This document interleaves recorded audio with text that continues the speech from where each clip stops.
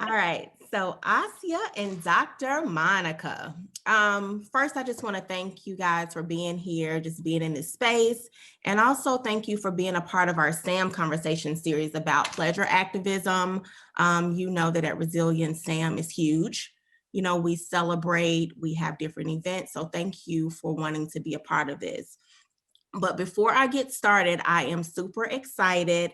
I have to share with the community that you all are no strangers to resilience, to rape victim advocates. You all were former interns of Resilience, rape victim advocates.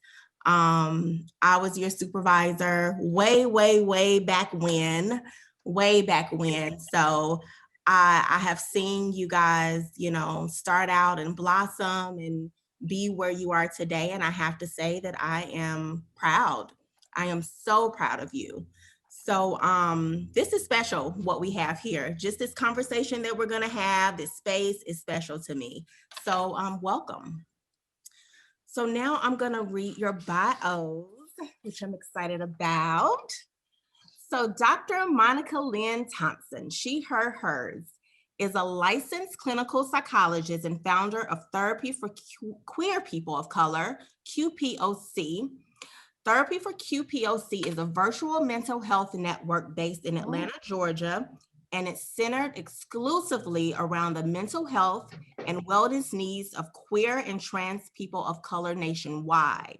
Monica's clinical training started at Rape Victim Advocates Resilience in 2009. As a counseling intern, working with trauma survivors continues to be a central focus in her work. Monica's professional interests include queer sexual health and wellness, relationship therapy for consensual, non-monogamous folks, sex positive and kink aware practices, decolonizing therapy, and indigenous healing modalities. Welcome, Monica. Thank you for having me. Yes, Dr. Monica. Asya Brodsky, LCSW, CADC, CST, she, her, hers, is a clinical licensed social worker, certified alcohol and drug counselor, and certified sex therapist through ASEC. She holds positions as the Women Veterans Program Manager at Jesse Brown VA Medical Center and maintains her own private sex therapy practice, Speak Chicago Psychotherapy, LLC. Asya received her master's degree in social work from Loyola University, Chicago, and her bachelor's degree in psychology, biology, and LGBT studies from DePaul University. Asya is a relational psychodynamically informed psychotherapist specializing in the areas of sexual functioning and expression and their impact on individual and relational identities and lives. Asya is affiliated with Psychoanalytic Communities in Chicago and is the co-founder and co-leader of the Chicago Sex Therapists Network. Wow. So welcome, Dr. Monica and Asya. Thank you. All Thank right, you for so having me. let's get right to it. So this first question, I want to ask the both of you all. So thinking about pleasure activism, how would you define pleasure activism and just the context of the work you do? And Asya, you can go first in answering that. Sure. So before I start, I want to say thank you for having me. And I also want to acknowledge the trauma survivors that are listening, the people of color that are listening, the patients that are listening, and other fellow clinicians.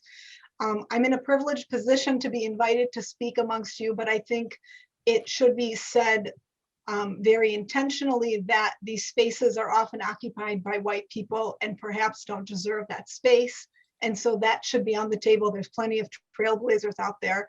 I'm thinking about some that are mentioned in the book Pleasure Activism, but also Audre Lorde, obviously, Ain't I a Woman, Bell Hooks, you know, so we've got different, you know, Angela Davis, Women, Race, and Class, all these books, all these leaders who've done the work before us that I think a lot of times get unacknowledged as much in the sort of the whitewashed world that we live in. So I want to put that out there. Thank you, Asya. So the way, I'm a therapist, I'm a clinician at heart. And I think, when I think about pleasure activism and how it applies to my work, I think about the ability to be free and experience yourself without restraint, without constriction, without a sense of containment, in a way that you can sort of, I have a patient that I've seen for a long time who talks about scrapes and bruises, with the scrapes and bruises, but I would even go as far as to say, to call them gashes and wounds, deep wounds, and sort of living with that, with all of that, and appreciating that as part of who we are, without a sense of, without the restraint that sort of binds, what binds us and keeps us in our place. That's sort of how I would define that. And I think, it goes as deep as the relationship you have with yourself, and with the color of your skin, and with your physical body, and how all of that plays into the makeup of who you are, and sort of appreciating it all in totality. Thank you, Asya. Yeah. How I about love you, Monica? Yeah, thank you. I love that. I love so much of what you said, Asya. And I think for me, and how pleasure activism shows up in my work, well, for me, I have to go back to like when I first heard the term. So I first heard the term back in around 2019, I think it was. And I thought, what is this? I definitely need that in my life. And so as I started, doing my research, finding articles, reading the book for myself, there was so much richness in what Brown talks about in her book. So many things that you hit on, Asya. But also one of the things that stood out to me in a discussion, I think in an interview discussion that Brown had on the book, was talking about how we have to stop viewing suffering and hardship as a normal kind of part of the activism work that we do, of the justice work that we do, and that just being sort of grist for the mill. And she went on to say, oppression sort of makes us believe that pleasure is not something that we have equal access to, or even sometimes have the right to. And I sat with that for a while and really started to kind of piece that apart, unpack that for myself, and realized that there was so much like unlearning that I needed to do around pleasure activism in order for me to be able to show up in an authentic way for the clients that I serve. And so, at that point in my life, I was living in probably like 3 hours outside of Chicago, in the middle of nowhere, very unhappy with various areas of my life, and just decided to up and move to Honolulu. Like that was my first act of pleasure activism, and saying yes, like radically saying yes to myself. And of course, I'm back here on the mainland, so we, probably can guess that didn't work out quite how I planned. But I think that in a lot of ways represented one of the first steps that I took, and one of the things that I enjoy and really relish bringing to the clients that I serve now is just the ability to like actively indulge in what brings you pleasure, what brings you joy, to decadently embrace like what brings you happiness. And whatever makes you feel free and whole. So those are the types of things I think that show up in my work, and how I work with my clients, especially through trauma on their journeys toward healing, and also just that it's okay to change your mind. Thank you. That's Monica. awesome. I love Monica's use of the term decadence, because you can envision that. I mean, like you can taste it, it's just so pleasurable. Yes. Yeah, that's wonderful. Dr. Monica, you mentioned when you first heard the term pleasure activism, and I start thinking, I remember when I first heard about the book and the term, I was facilitating a group for African-American women, and it came up in some context. And I remember the conversation about it. I just could not contain myself. I'm like, I have to get this book. Why don't I know about this book? Why don't I know? And then the next day, I asked our art therapist, because I knew that she had the book. And I'm like, Jordan, did you know about this book? She's like, yes, it's Pleasure Activism. You have to read it. So I was just thinking back, like when I first heard the term, I didn't know what it was, but just so excited to just learn more about like pleasure, like the conversations around pleasure. Like how often do we talk about pleasure? Not nearly enough. Yes. Not nearly enough. Yes. Yeah, okay. Asya, so is there a quote or phrase that gives you strength and motivation that you would like to share with our audience, with our community? What is that? Sure. So I, I am not a person who actively practices mindfulness themselves, but I am someone who believes in it, recognizes it. When I was a young person, I did yoga for fun. And sort of that kind of, those kind of activities and things stay with me. And one that I heard, I want to say I was in grad school and attending, looking for different trainings. And the one that I heard that really stuck with me is from the loving kindness meditations. And they're sort of these mantras are sort of known and they're easy to remember. And so the one that I'll share, I think, is one that can be easily remembered by people. And it goes like this: may I be free. May I be at peace. May I live with ease. May I be free from suffering. And sort of holding that and repeating that in different parts, I think it can be very much applied to all of us in some ways. Yeah. Thank you. That. Yeah, I do too. It's nice. Yeah. So, Dr. Monica, the great Toni Cade Bambara said that we must make the revolution irresistible and to say yes to ourselves, to our whole selves. What is that embodied yes at the center of your own work? Sure. So I predominantly, during grad school, went to, predominantly white institutions. And much of the education and the theories that I was learning at the time really centered and validated whiteness as sort of the gold standard for my practice of psychology as a professional, as a clinician. And so I would say professionally, my embodied yes began with doing the work of unlearning and dismantling some of that, actually lots of that, lots of things that I have been taught that really just did not intrinsically align with my personal and professional values as a Black queer woman.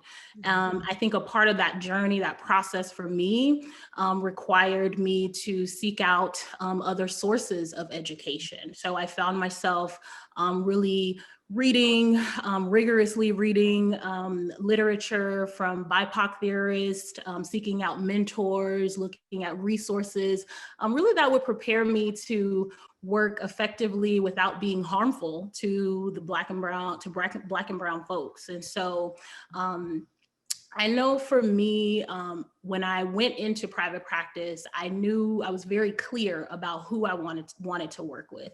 And at the time, a lot of people around me have very set ideas about what private practice should look like. It should be inclusive, it should be open to everyone. And I think one of the first sort of steps that I took in embodying that work that Bambara talks about was really knowing that I wanted my business and my practice to be centered around queer and trans people of color. So that for me at the time, now back in that, when I opened my business in 2016, it wasn't exactly trending to have your private practice called Therapy for Queer People of Color.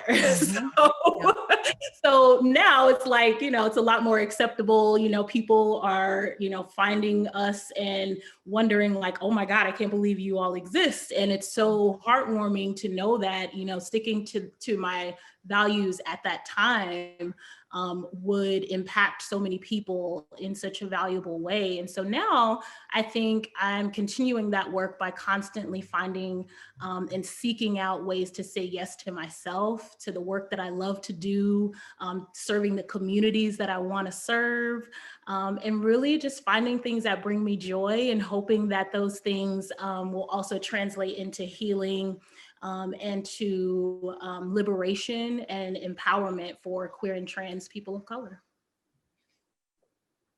Thank you, Monica. And it's just some great work that you're doing, just the work you're doing. There's always been a gap, in services and resources and things of that nature. So thank you for doing that to give folks a, place for resources and a place to go, to go on their healing journey. And you have provided that.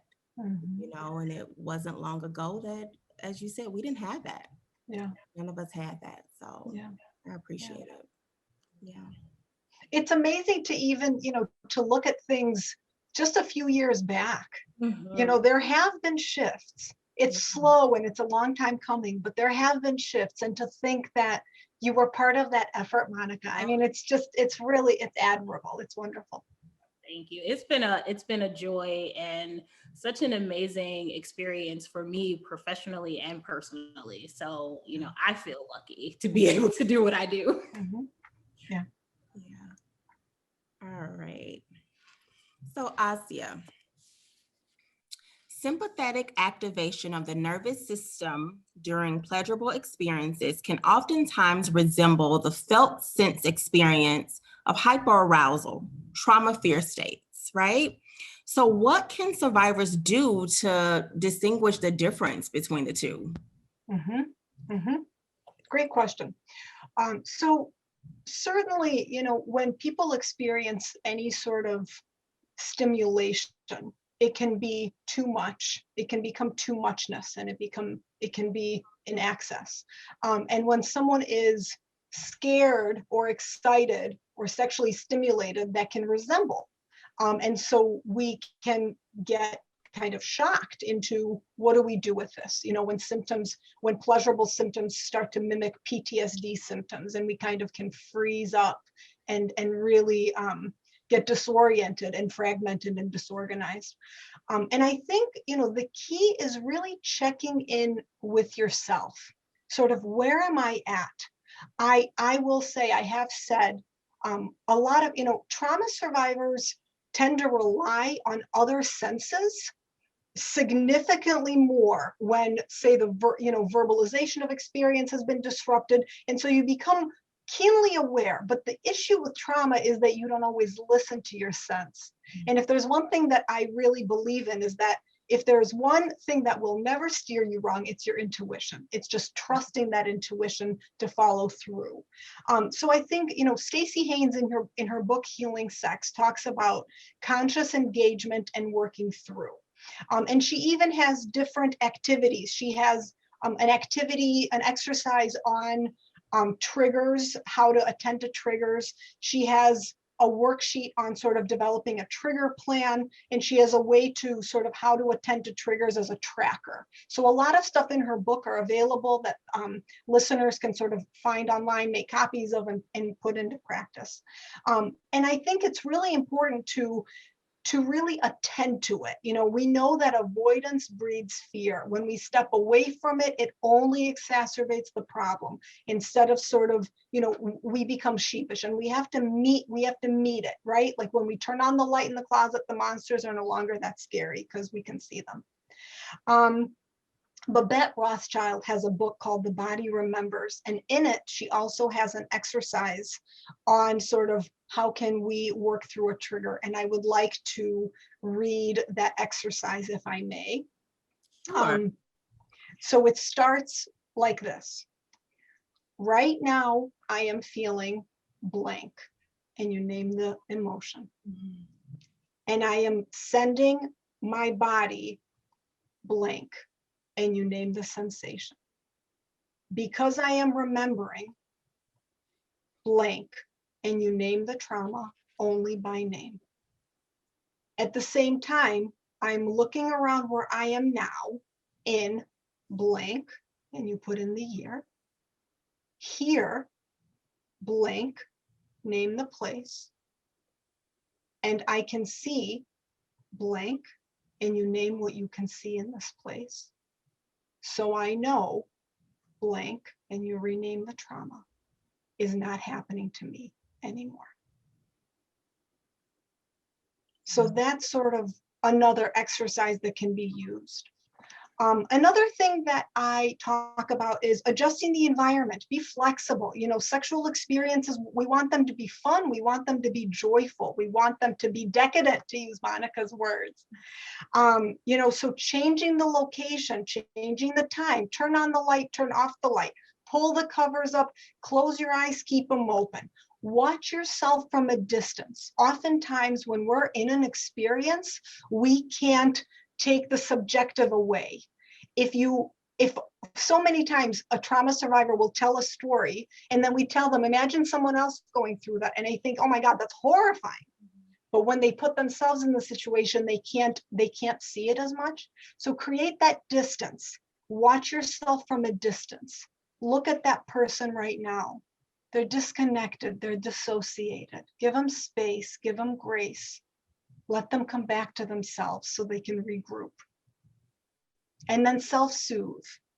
Pause, reground, breathe, maybe shake it off, move your eyes, do what you need to do, come back to your senses. Thank you, Asya. So, Dr. Monica, how does engaging in pleasure activism contribute to the healing process following sexual assault? So that's a great question. And I love that it follows Asya's most recent response around disconnection. So sexual assault can often disconnect a survivor from themselves, right? And when you're feeling that disconnection, it can be disconnection from your body, disconnection from your spirit, and also just a sense of disconnection from your sense of power and control over your life.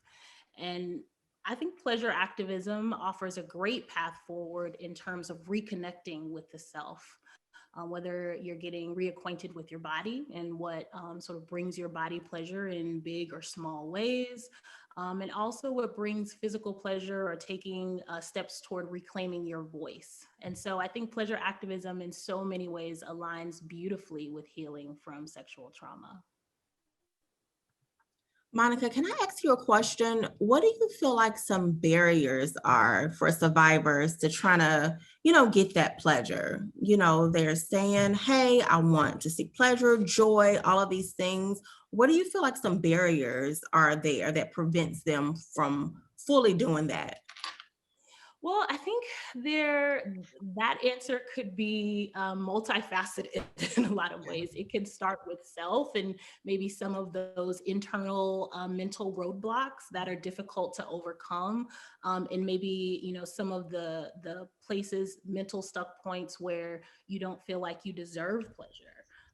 Or in some way invited the assault and are struggling with kind of overcoming this idea that you have a right to pleasure.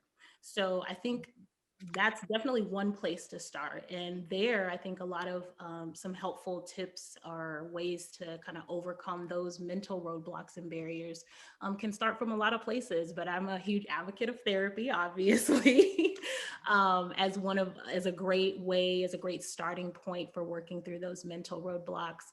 And then sometimes it may be the people around you, maybe not having supportive community, people in your life who are empowering you to seek pleasure, or maybe holding you back in different ways, systemically, economically, systematically around accessing pleasure. So I think there's so many layers to that answer, but I think I'm going to stick with I tend to like to stick with the things that are within my control or that feel more tangible to accomplish.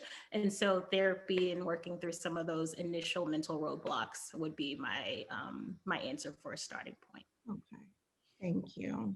Yeah. So Asya, thinking about emotions like grief and anger, how can we release these emotions in a pleasure-oriented way? Mm-hmm. Mhm.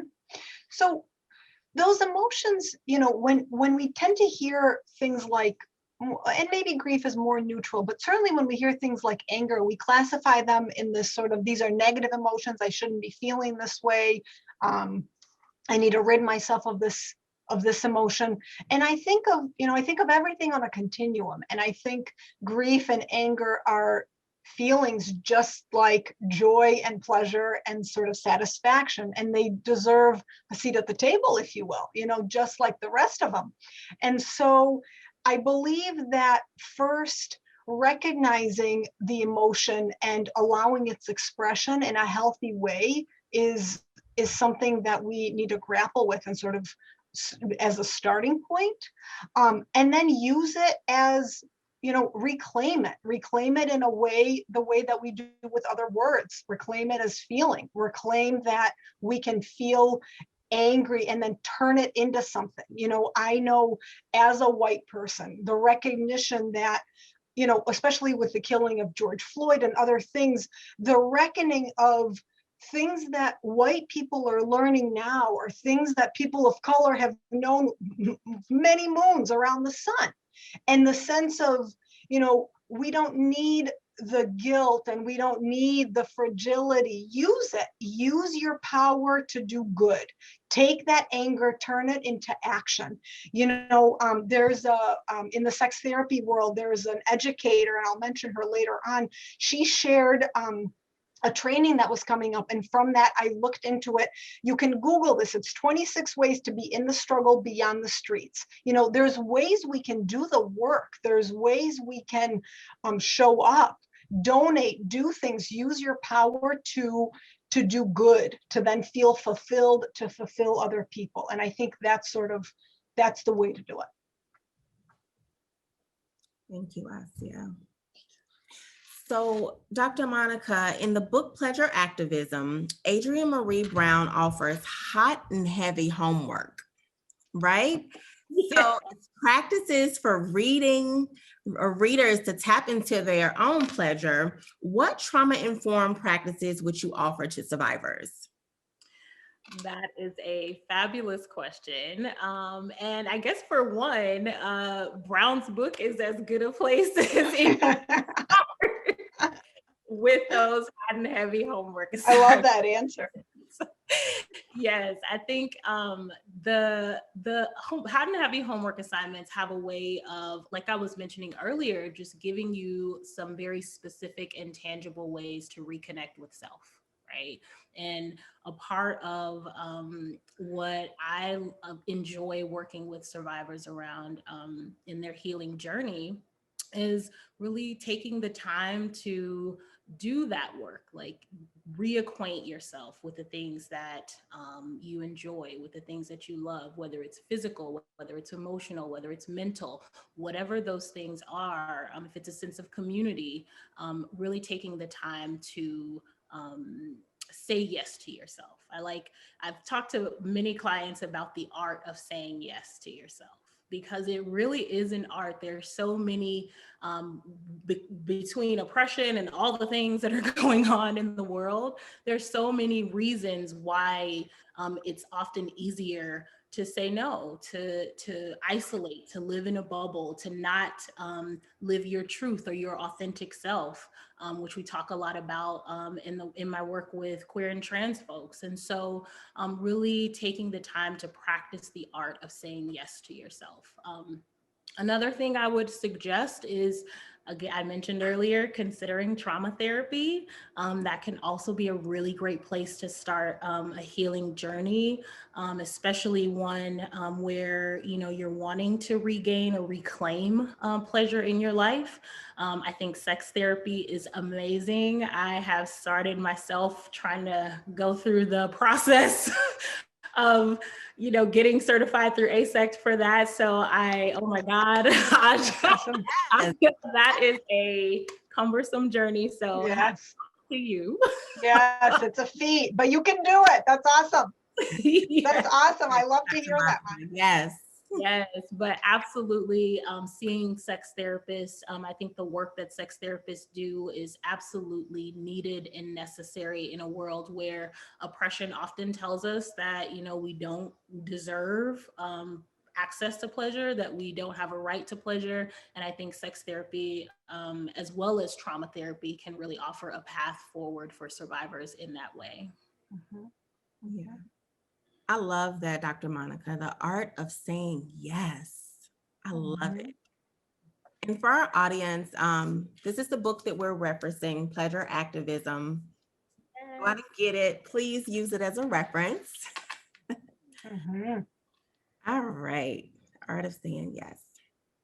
So, Asya, so how can we hold space for shame when it joins us in our pleasure practices?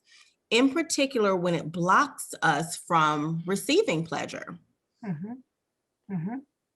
So to Monica's point, let's first appreciate that we don't exist in a vacuum. We're surrounded by oppression of all forms, capitalism, patriarchy, white supremacy, all the stuff.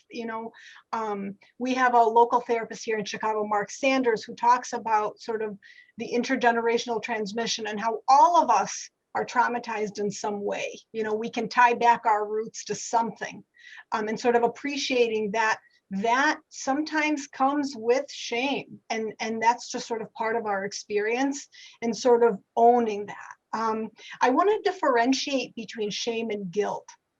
So guilt is sort of affects our self-image partially. So if you think of the question, how could I have done that? Guilt focuses on how could I have done that? But shame focuses on a total self-image. How could I have done that? And sort of recognizing that it's deeper rooted. Guilt, we're more afraid of punishment. What could happen if if I don't? Shame is fear of abandonment. It's a deeper rooted thing. And so we need to appreciate it. We are in a surround. We can't escape from it.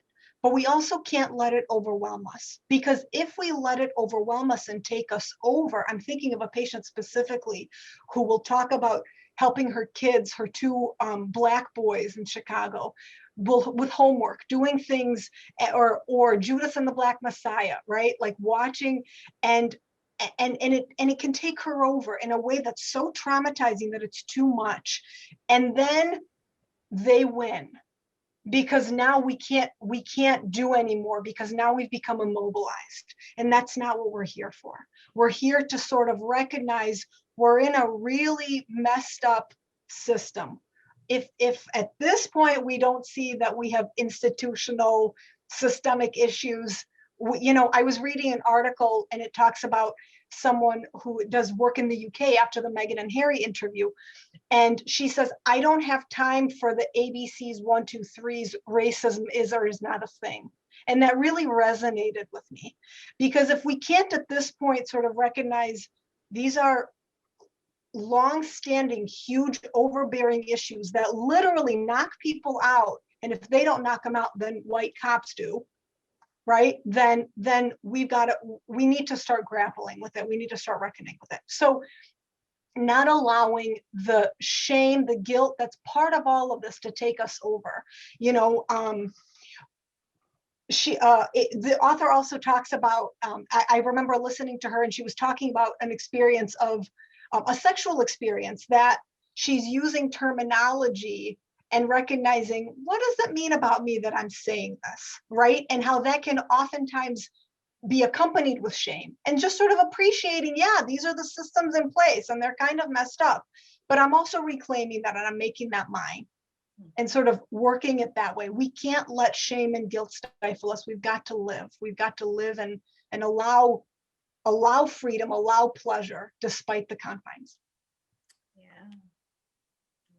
And I think that ties, that's exactly what I took from Brown's work, is that we can't let oppression immobilize us. We have to find ways to work toward freedom, liberation, joy, and pleasure in spite of those things. Thank you. So you all, we recently hit the year mark of being in this pandemic, right? So can you tell us how you've been taking care of yourselves? Where do you find the motivation to continue to do this work? Monica, go ahead. That is a great question. So I will be completely transparent. The first part of the pandemic, I was in Honolulu. And so my experience of it was slightly different, I feel like, than maybe what was happening over here on the mainland. But when I got back, when I returned, I think it definitely took a significant toll on my mental health, because when I came back, I was super excited to like see all of my friends, reconnect with family, and then everybody's isolated and in quarantine. And so I think one of the things that I had to do was I had to pivot. I had to adjust and figure out how to feel that sense of connection that is important and valuable to me. It's a really big part of my like mental health and wellness care plan. You know, I need to feel connected to my community.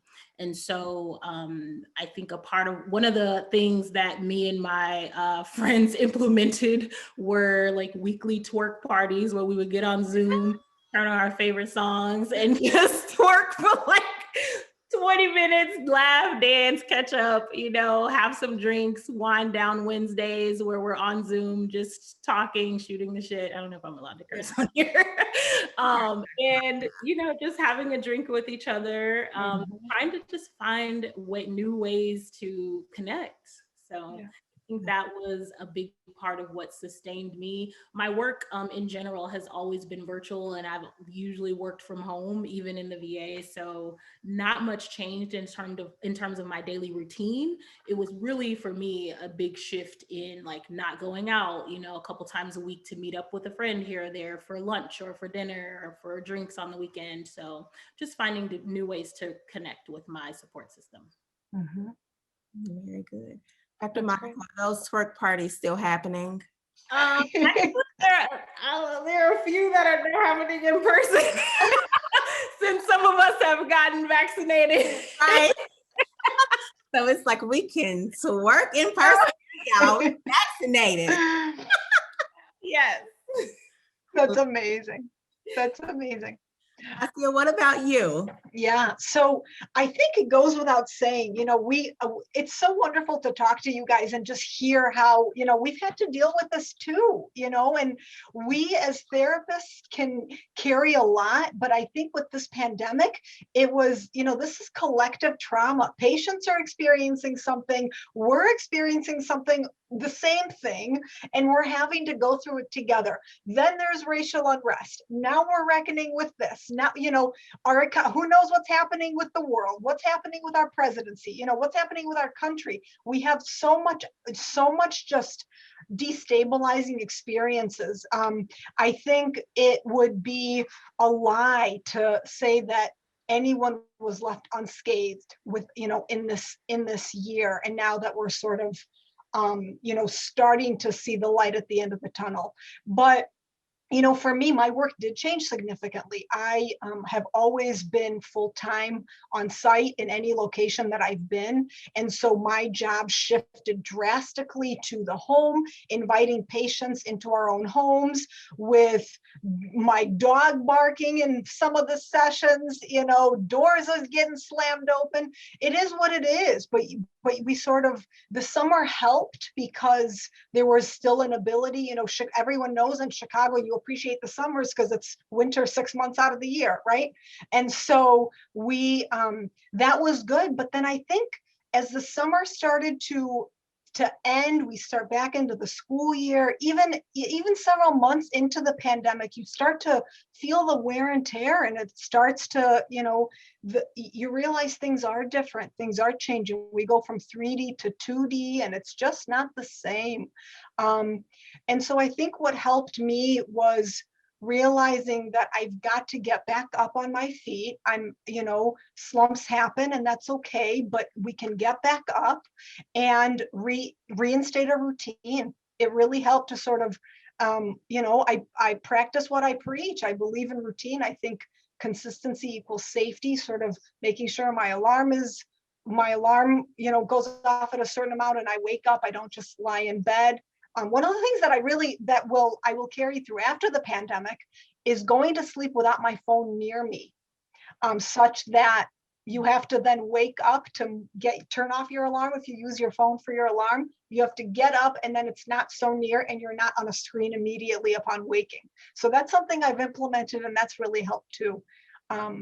Cooking, exercises, sort of living life, we can find joy. We can, pleasure and pain go together. We can find a silver lining. We can, this can be a movement. We can be together collectively, and that can be empowering and inspiring. Yeah. And I also want to add, just through all of this, I feel like we've learned so much about ourselves. I know for me, just self-care, I have been implementing things that I never would have thought I would, just so much like prayer and meditation and mindfulness, and as therapists, we preach and we tell people about self-care and, we encourage for it to be practiced. But I feel like during this pandemic, I have had to actually listen to myself and say, hey, you have to do this for yourself. In order for you to get through this pandemic, you have to stop, take a look at yourself and actually practice these things in order to survive this. You have to. So I'm definitely with you, Asya, when you talk about being on Zoom calls and door slamming. I think I'm at the point where I just stopped saying I'm sorry. You just know that you're on a Zoom call with me, you're going to hear kids, you're going to hear doors, you're going to hear everything. And that's just the adjustment that we've all had to make, and just being accepting of just the reality and what it is. Yeah. Right. And I think, this pandemic has taught us a lot. I think a lot of these things that we've learned, we're going to take away, even after the pandemic, practicing as far as therapy, virtual, stuff, different platforms. I think we're going to continue to use it. So I really appreciate you saying that, Asya. Yeah. I want to also, offer some resources for listeners as we sort of wrap up our conversation. So I am a member of different analytic communities in this work. A resource that became freely available, I don't know that it still is, but it is available, it's a movie called Black Psychoanalysts Speak. And they sort of talk about the whiteness of analytical institutions and how we need to sort of address that. There's different members of Division 39 Black analysts who talk about, I remember attending a conference in New Orleans and talking about Mardi Gras and Black women using their bodies to reclaim. And so these conversations have been happening, and we're sort of bringing them more to the forefront. Monica has a directory for Atlanta. We in Chicago, Black Mental Health Directory is just blackmentalhealthdirectory.com/directory. We also have the Chicago Black Therapists Directory. That's chicagoblacktherapists.com/directory. I have several Black sex therapy colleagues, Dr. Bill Johnson, Dr. Alexis Clark, Dr. Darnell Motley, all doing amazing work. Nationally, the Women of Color Sexual Health Network, Bianca Lariano was the person I was referencing who sent out that training. The Association of Black Sexologists and Clinicians. So people are out there, if you don't want to see a white therapist, that's okay. It really is okay. Seek out the care that you need. Get the help that you need. We're out here. We're fighting for you. That's awesome. And thank you so much for sharing those resources, Asya. Yeah, thank you, Asya, for that. So in closing, I just want to thank you both for being here and for the continued great work that you guys are doing for survivors and those who are on their journey just for healing. So thank you for sharing your expertise, for being here. I appreciate you both. And I think we need to do this again. We gotta do it again. Yeah. Do it again. So thank you all. And Thank you. Happy Sam. Happy Sam. Thank you. Thank you for having us.